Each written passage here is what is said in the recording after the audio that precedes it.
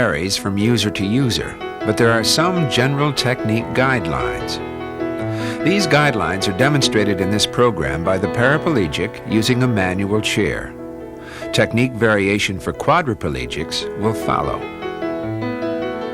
What will look easy is presented in this program by experienced wheelchair users. You will find requires work and patience. Skill technique is an interplay of forces, so be aware of the occurring forces, forces you apply and forces you control. To propel the wheelchair forward, reach back and grip the push rim and tire. Grip the push rim with your fingers, resting your thumb and palm on the tire surface. Think of your tire as a clock face, and grip the push rim and tire at the 10 o'clock position and push through to 2 o'clock, or the limit of your range of motion. Now, if you're using high mount wheel locks, be careful not to jam your thumb when pushing. Your first few strokes will be power strokes with a tighter grip until you build up momentum. Once in motion, loosen your grip and just catch the tire. Develop a steady rhythm, giving equal force to each arm. You can also take advantage of your gained momentum by allowing your chair to coast every few strokes, giving your arms a brief rest.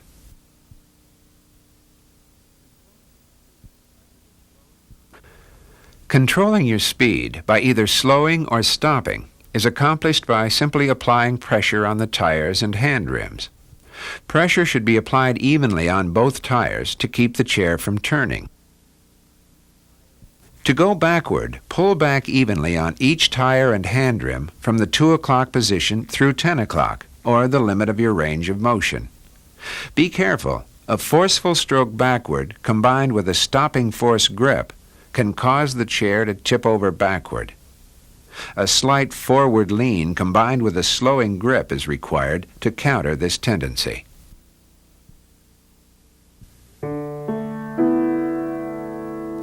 A stationary turn is a simple maneuver that is easily accomplished.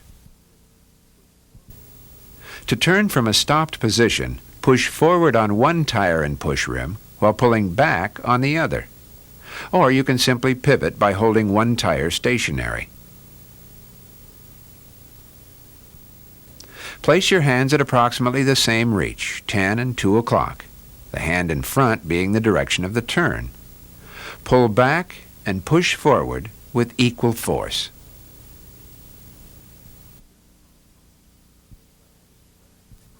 Turning while in motion is accomplished by adding drag to the tire in the direction of the turn, while applying forward motion on the opposite tire when necessary. The greater the pressure, the quicker the turn. Many turns are completed with the aid of environmental stationary objects, a wall or something firmly placed. Approach an object around which you would like to pivot with adequate momentum. Reach out just ahead of your chair, contacting the object with your hand. As you apply a slowing motion with your pivot hand, your center of gravity will pivot, turning your chair around the corner. You can also pivot by trailing your arm and catching the object just before you want to turn. Watch your speed and the timing of your release on the object. With a delayed release, you may turn into the wall. Be aware of the stationary objects along the routes you take. Be aware of how you can make them work for you, whether pivoting in a turn or push-pulling through a door.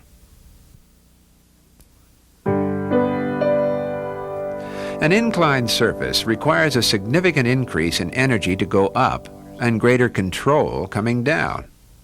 Be aware of your strength and endurance limits. When going up an incline, forward lean is important to compensate the chair's tendency to tip backward and possibly over. If you are wearing an orthotic device, you may not have that ability. You should therefore feather your strokes, giving shorter, less forceful, quicker strokes. If a railing is available, you may decide to use it to assist in push-pulling up the incline. Push on the outside tire while at the same time pulling up on the rail. As you go down an incline, it is important to control your speed. increase grip pressure on the rims and tire, or evenly apply a slowing pressure to the wheel locks.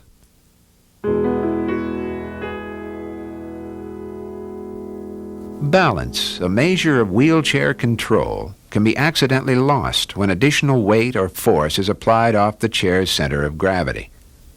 So to make balance a valued skill, be aware of the occurring forces and practice their control. There are two types of controlled balance or wheelie, static and dynamic. Dynamic elevation is a wheelie completed while still in motion. It is a skill useful for descending inclines as well as crossing rough or uneven surfaces. The static wheelie is completed from a stopped position. This allows a growing confidence in the control of your chair and provides a foundation for the dynamic wheelie. Your first experience maintaining balance will be practicing the static wheelie, and it should be assisted. Start by repositioning or removing the anti-tip bars. Then, after sitting back into your chair, you will be assisted into the wheelie position and provided support as you get the feel for your center of balance with minimal risk. This gives you a chance to practice the corrective measures necessary to maintain that position. With confidence in your new sense of balance, practice the skill unassisted, though you may want a spotter nearby. From the 2 o'clock position, roll back until your hands are at 10 o'clock and give a quick, forceful push evenly on the push rims and tires while maintaining a normal sitting position. Your chair setup will affect your ease of tipping. This should elevate your front end while at the same time maintaining your weight distribution over the chair's center of gravity. Once elevated, bring your hands back to the 12 o'clock position. Then, if the chair wants to fall backward or forward, pull or push in the direction of the fall to compensate for balance. Beginning to learn this skill is in part working through the problem of overcorrection. Once learned, corrective technique is subtle. When you do overcorrect and begin to fall too far back, your correction response has to be quick to prevent falling over. Practice and patience will build your sense of balance and confidence that you will extend to your practice of the dynamic wheelie. Learning how to lighten the weight on your front casters without elevating them is a good place to begin. Just before you approach a small barrier, give a quick pop from the power stroke position. You're controlling only the slightest of lift without maintaining it to minimize any jarring effect the barrier offers. The dynamic wheelie is extending this control over distance. From a static wheelie position, let the front drop while giving additional forward strokes to recover. Keep repeating the process, being careful to neither push too slow and easy and not maintain elevation, or too hard, causing you to overpop and possibly tip over backward. Remember to compensate for overpopping with quick reverse strokes. As you practice your skills, you should be aware of the potential of losing your balance and tipping over in your chair. If you feel yourself falling back and can't recover, don't reach back to break your fall. Bring your hands to your knees to prevent your knees from coming back into your face, and tuck your head. After you catch your breath, work yourself out of the chair and set the chair in its upright position.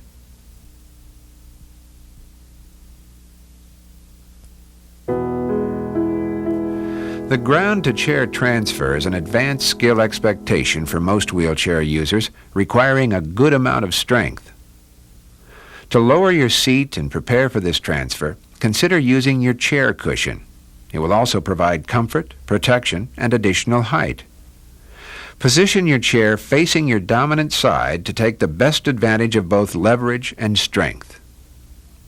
Initially, you may also choose to remove or reposition the footrests, straighten the casters, and apply wheel locks. For additional support during the transfer, tuck in one or both of your legs. This gives a slight spring action during the lift. To begin the transfer, position your ground hand to provide the greatest support and balance. Then push off and pull up in one motion. Be sure to keep your head low and your back end high as you pivot into place. Now adjust your position. The transfer is accomplished in stages. The initial lift, followed by shifting your upper body back into the chair. Use the chair frame or work your arm in stages up your leg. Finally, replace the footrests and the cushion. Use the back push handle for support as you pick up your cushion. To replace, it will take some work as you shift your weight up, then back and forth, working the cushion under you. Grip both the tire and the cushion.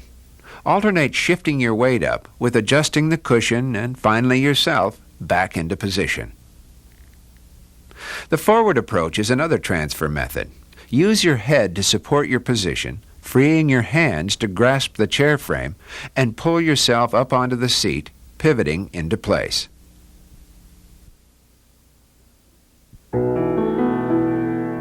Limitation of grip is the cause of major skill variation for the lower quadriplegic using a manual chair. Key to maneuvering the chair is the use of friction rims to provide a non-slip surface for adapted grip technique. Forward motion uses primarily the push rim. Your thumb is placed between the push rim and wheel with your palm on top of the rim. Apply pressure against the tire and down on the push rim during your forward stroke. The same grip is used in backward motion. Appropriate well-fitted gloves are increasingly important with limitation of grip. Gloves allow for increased friction and pressure without discomfort or injury. Slowing and stopping is accomplished by rolling your hands to the underside of the rim, applying pressure up and in. For a quicker stop, use the underside of your forearm against the rim from mid-palm to upper forearm. To turn while in motion, use a slowing grip in the direction of the turn while continuing forward motion with the other arm if additional force is required. The wheelie is a skill thought of as an advanced expectation for this motor control group, yet worth the time to learn and master. To practice a static wheelie, sit well back in your chair and give the hand rims a power push forward, elevating the front casters. Roll arms, palms and forearms, forward underneath the push rim, pressing up and into the rim, making corrections for balance. A dynamic wheelie, used more on inclines, progresses from the static wheelie. After elevating the front end, continue with a power stroke, then roll arms to a slowing grip to control speed and balance down the incline. Gloves are recommended because extended pressure can build up heat against your hand. Again, the ground-to-chair transfer is an advanced skill expectation, especially for the higher disability levels. Some variations for a lower quadriplegic are, first, the intermediate step of sitting up on the foot plates. Avoid sitting on any object that might cause injury. Elevate your ground hand for greater leverage. With limited grip function, hand placement is key to applying lifting pressure.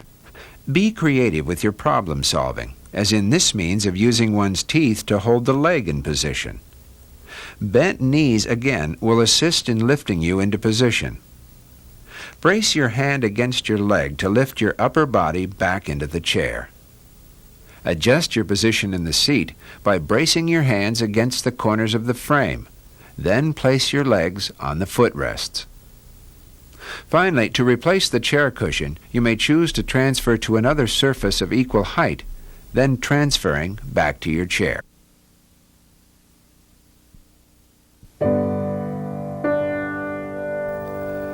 When grip or muscle function is lost or severely limited, projection hand rims will allow the higher quadriplegic to use a manual chair with some technique variation.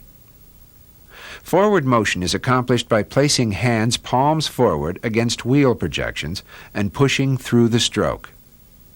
After initial power strokes, again from the 10 to 2 o'clock position, maintain your speed by just catching a moving projection or the tire's surface. To move backward, Place the thumb joint between the tire rim and projection at the 2 o'clock position. Use your body weight and shoulder muscles to pull back. Slowing or stopping for the projection rim user, whether on a flat surface or down an incline, is accomplished by rolling the wrists palms down under the push rim at the 2 o'clock position. Apply upward pressure using your wrist extensors, biceps, and shoulder muscles.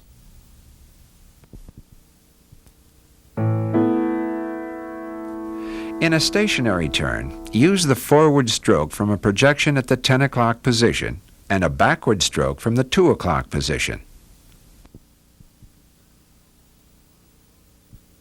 To turn in motion, apply slowing pressure in the direction of the turn while continuing forward motion on the other rim when necessary. Projection rim users need to take special care assessing an incline and their own limitations of strength and endurance. When accessing an incline, use quick power strokes and, as ability permits, reinforced with a head and shoulder forward lean. Use a slowing grip coming down an incline to control speed. And, of course, gloves are recommended, especially at this disability level. In a ground-to-chair transfer, a higher quadriplegic may have to ask for assistance and provide good instructions. Wheel lock should be applied first. The chair is on its back, the cushion in place. Rest on your side facing away from the chair. Grasping under the shoulders, the transfer starts by shifting your upper body to the back of the chair.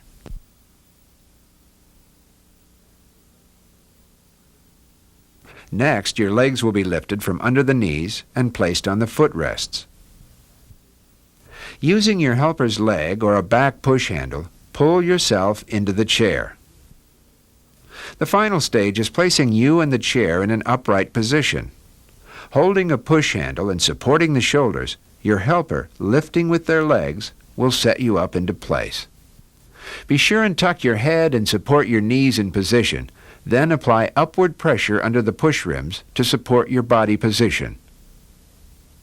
A 2-person fireman's carry is recommended when a second person is available to assist.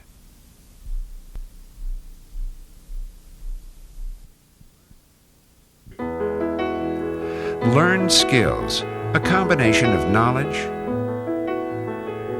understanding, judgment, and proficiency that comes with training and practice. The wheelchair skills you are learning are acquired in small measures and with a great deal of patience and determination.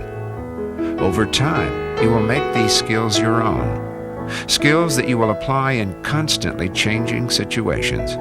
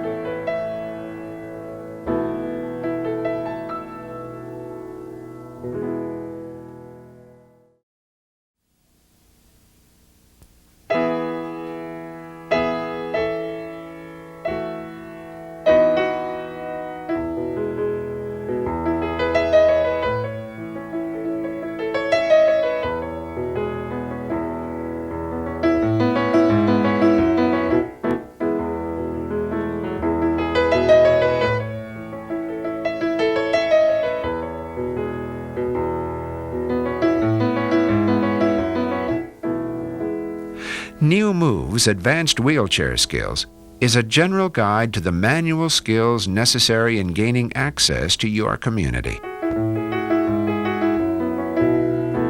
As you practice the general techniques demonstrated in this program and begin to explore the range of your abilities, you will learn to adapt these skills to your own style, and with patience and practice, make them your own.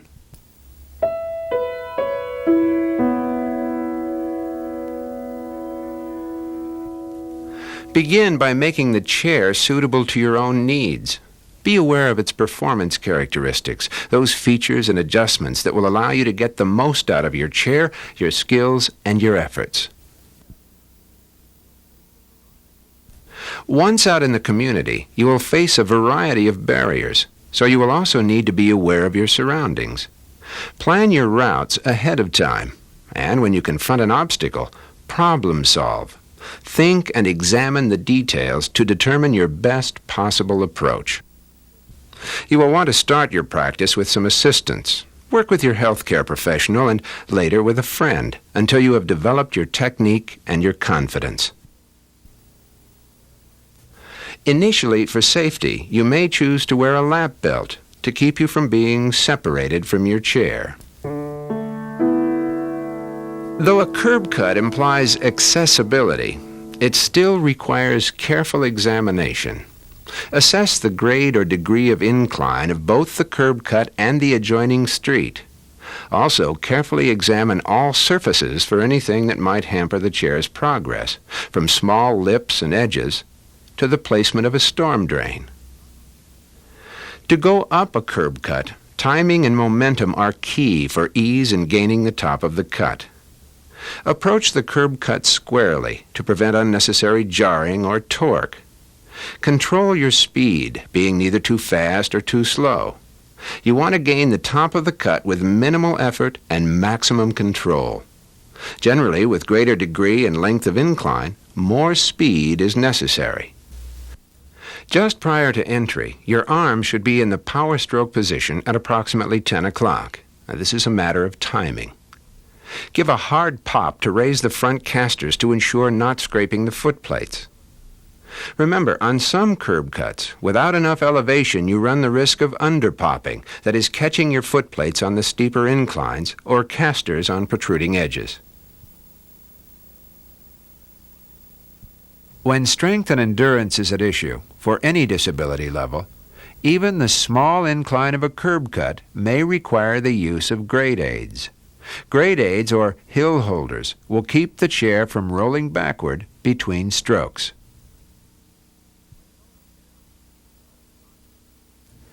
When going down a curb cut or driveway, use front-end elevation or wheelie as you approach the end of the cut. Although not always necessary, this will prevent hitting your foot plates on the incline of the street, as well as provide additional force to ascend the crown of the road. A projection rim user will generally not elevate the front casters coming down a curb cut. If a street slope requires elevation to clear the footrests, a complete stop may be necessary, after which the front end is popped up to clear. Height is the main consideration when accessing a curb. Start with smaller curbs, working up in height with increased confidence and skill. Look also at the approach. Is it uphill or down? Be aware of surface types and look for any irregularities. As with the curb cut, timing and momentum are key, especially with increased curb height.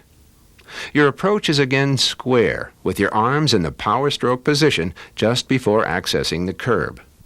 While maintaining your forward momentum, again neither too fast or slow, give a quick, forceful pop, elevating the front end so that the casters just clear the curb. Be careful not to tip too far back, risking overpopping and the possibility of falling backward out of your chair. Continue the stroke from the power position with a hard push up onto the curb. Some forward body English will assist with the final momentum. Another method of accessing a curb is using a fixed stationary object. After elevating the front casters onto the curb, pull up with one arm while pushing from a power position with the other. Going down a curb is more a process of control. As you approach the curb edge squarely, slow or stop and pop up the front end onto a wheelie. Maintain the elevation as you control the descent of tires by adding slowing pressure to the tire and rims. Ideally, all tires should contact the ground at the same time.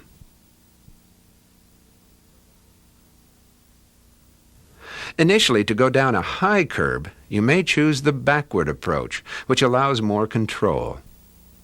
Square your tires with the curb's edge. Lean and reach forward, pulling back evenly on the rims.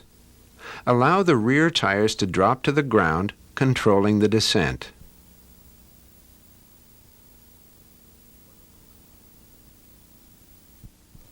For the lower quadriplegic friction rim user, going off a curb requires more control and a different grip. Slow and pop up into a wheelie just prior to rolling off the curb. Roll hands under to a slowing grip and ease your descent. The projection rim user and those not skilled in the wheelie technique can use a more methodical step-by-step approach. To go up, square your front casters up close to the curb. Reach back to projections in your power stroke position, and with a quick, hard stroke, elevate the front end onto the curb, bringing your rear wheels up against the curb. Roll back an inch or two for momentum. Reach back again to your power stroke position, lean forward, and muscle up the curb, applying equal force on rim projections.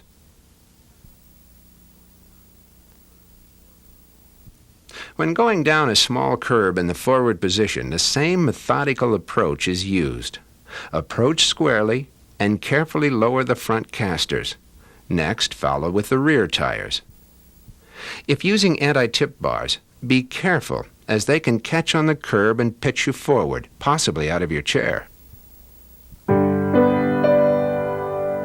Extra strength, care, and control is necessary on inclines. Examine carefully the degree of incline and its length. Take into consideration the type of surface and whether or not there are handrails for support. Be sure your strength and endurance are up to the task, especially on the longer inclines. You may choose, at least initially, to use grade aids. Appropriate gloves are recommended for wheelchair use generally, but especially coming down inclines where friction can build up heat against your hands.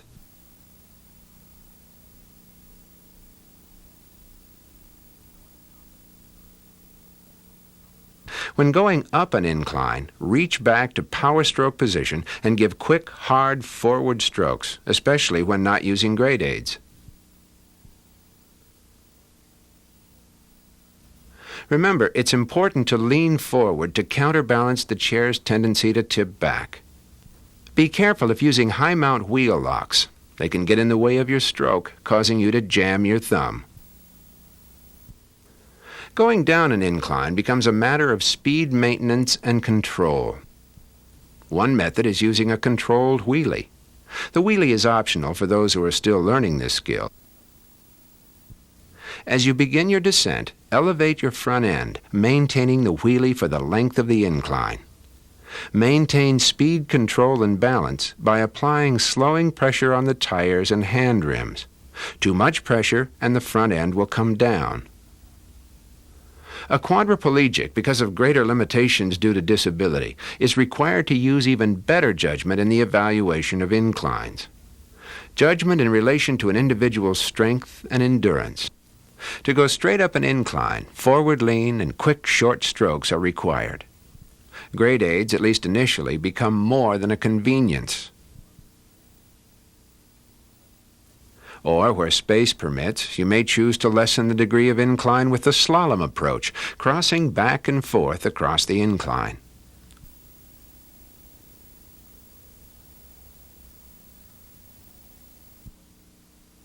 Coming down an incline, use a slowing grip.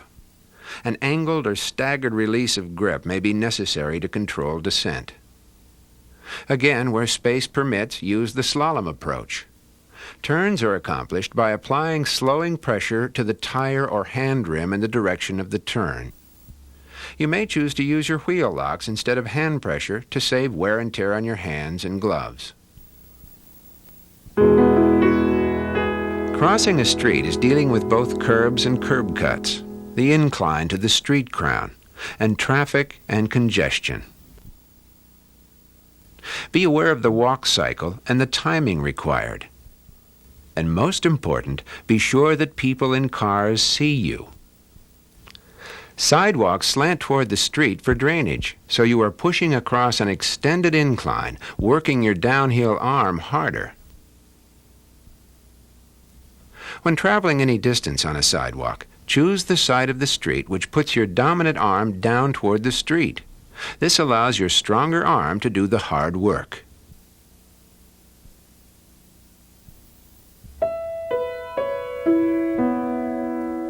The different surfaces you cross require different amounts of caution, energy, and endurance.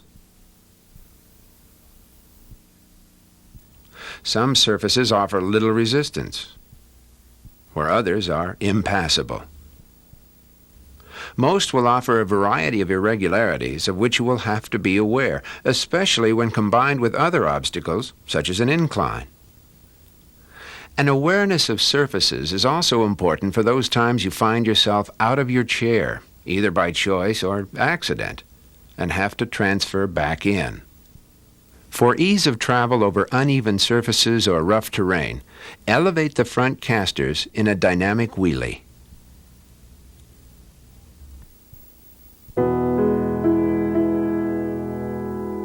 When assessing a door, consider its width,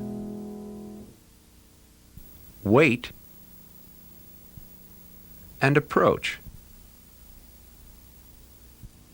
Consider also the type of handle, the amount of traffic, and the direction the door opens. You should also be prepared to deal with an unknown situation beyond the door.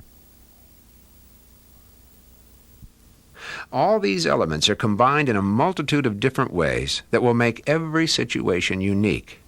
So problem solving and skill integration are essential. Residential doors can provide you with unique challenges. Your solutions often have to be creative.